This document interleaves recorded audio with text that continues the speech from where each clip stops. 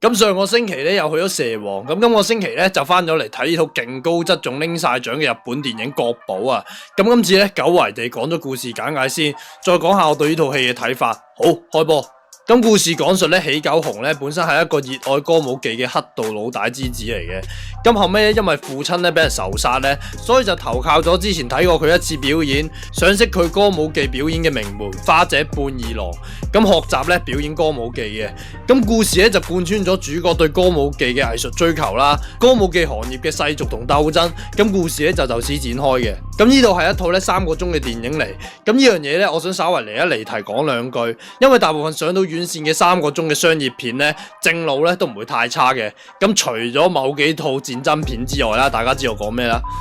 因為首先3個鐘戲咧本身排片會比個半鐘同2個鐘少嘅，咁即係話咧你唔大收佢就好難賺到錢。第二咧，因為本身3個鐘嘅敘事